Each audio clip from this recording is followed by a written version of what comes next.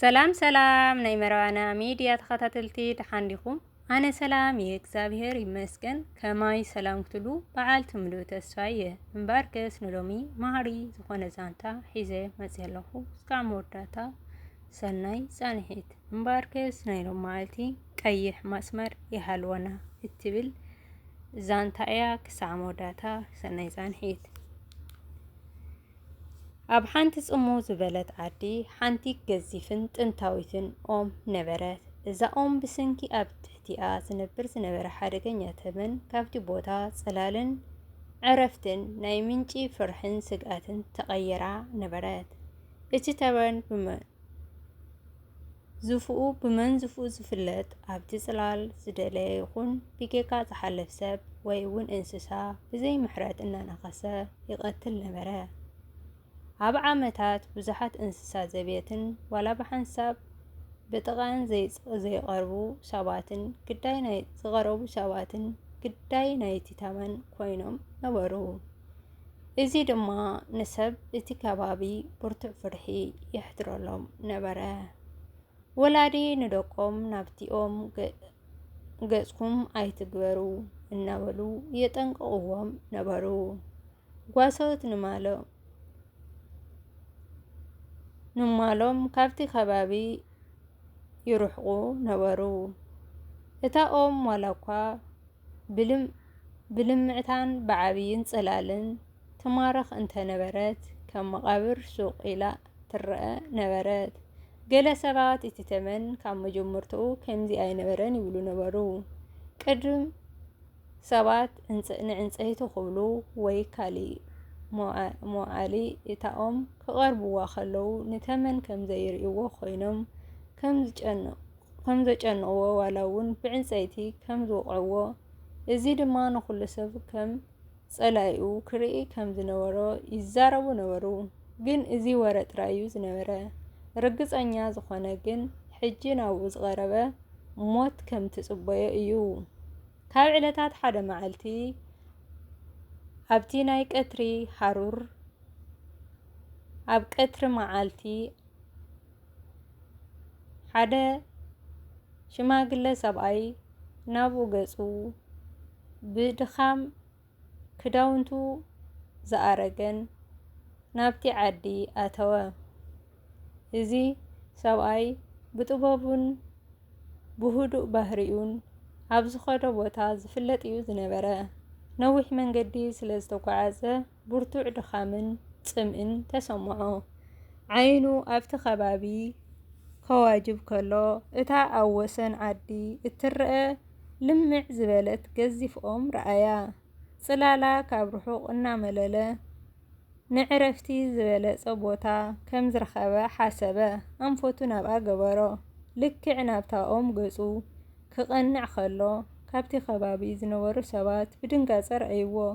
ኣታ ደው በል ኣቦይ ደው በሉ ዝብል ድምጽታት ሰምዐ። ሓደ ክልተ መንእሰያት እናጎዩ ናብኡ ቀረቡ። ናብኣ ኣይትኺዱ ሓደገኛ ተመን ኣሎ ዝቐረበ ኩሉ ዝቐትል እዩ እናበሉ ብፍርሕን ሃንደበታዊ ስምዒትን ክዛረቡ ጀመሩ። ገሊኦም ኢዶም እናወዛወዙ ደው ከብልዎ ፈተኑ። እቲ ጥበበኛ ሰብኣይ ግን ንህድኣቱ ሓንቲ ህሞት እኳ ኣይተነቓነቐን። ፍሽኽ ኢሉ ናብቶም ሰባት ጠመተ እሞ በቲ ፍሕሽው ዝበለ ገጹ ህድእን ድምጹን ኣቶም ሰባት ሃረር ብጣዕሚ ሙቐት ደኺሙንን ካብ ጽላሉ እምበር ካብቲ ተመን እንታይ ኣለኒ ንሱስ ኣብ ጉድጓዱ ይነብር ኣነ ኣብ ጽላል ኣዓርፍ በሎም። እቶም ሰባት ነቲ ህድኣቱን ዘይምግዳሱን ርእዮም ብዛዕባ ጥዕንኡ ኣእምሮኡን ተጠራጠሩ። ሓደ እዞም ሰብኣይ ወይለይ እዚ ሰብኣይ ፈሪሱ ዝመስል ክብሉ ተሰምዐ። እዞም ሰብኣይ ርእሶም ዝፈረሰ እዩ ዝመስል ክብሉ ተሰምዐ። እናተዘራረቡ ብስግኣት ናብቲ ጥበበኛ ሰብኣይ እናጠመቱ ቀስ ኢሎም ናብ ድሕሪት ሃደሙ። እንታይ ከም ዝፍጠር ካብ ርሑቕ ኮይኖም ክዕዘቡ ወሰኑ። እቲ ጥበበኛ ሰብኣይ ቀስ ብቐስ ናብቲ ኦም ተጸግዐ።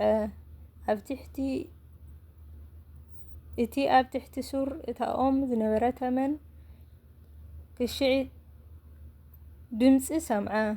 ብልምዲ ድምፂ ማለት ሓደጋ ማለት እዩ። ንብኡ ሰውነቱ ኣሰናሲኑ ርእሱ ኣልዒሉ መንዝፉኡ ንመጥቃዕቲ ድልው ገበሮ። እቲ ርህሩህ ምህሙኡ ናይ እቲ ቀትሪ ስቕታ በጠሶ። እቲ ጥበበኛ ሰብኣይ ግን ኣይሰንበደን፣ ኣይሃደመን። ኣብ ክንድኡ ኣብ ጥቓ እቲ ተመን ምስ በጽሐ ደው በለ። ብኣኽብሮት ብዘይገለ ፍርሕን ናብቲ ብቑጥዐ ዝበርሀ ዝነበረ ኣዒንቲ እቲ ተመን ብቐጥታ ጠመተ። ኣብ ገጹ ፍሽኽታ ነበረ፣ ኣብ ኣዒንቱ ድማ ፍቕርን ድንጋጸን ይንበብ ነበረ። እቲ ተመን ንሓንቲ ህሞት ደንጸዎ። ኣብ ህይወቱ መጀመርያ ግዜ ኣብ ኣዒንቲ ሓደ ሰብ ኣብ ክንዲ ፍርሕን ጽልእን ፍቕርን ህድኣትን ረኣየ። እቲ ናይ መጥቃዕቲ ድፍኢት ቁሩብ ሃድአ። ነቲ ጥበበኛ ብኣዘራርባኡ ቀጸለ። "ኦ ተመን፣ በዚ ሃሩር ዝኣክል ደኺመ ኣብ ጽላልካ ሓንሳብ ከዕርፍ ደልየ። ንኣኻ ክጐድኣካ ዝመጸኹ ኣይኮንኩን" በለ። እቲ ተመን ብዝተሓዋወሰ ስምዒት "ኣታ ሰብ ካብ ኣዒንትኻ ኣብ ክንዲ ፍርሒ ፍቕርን ሓጐስን ይንበብ። ከመይ ኢልካ ኢኻ ናባይ ክትቀርብ ዝደፈርካ? ካልኦት ሰማይ ምስ ሰምዑ ጥራይ እዮም ዝርሕቑ" በሎ።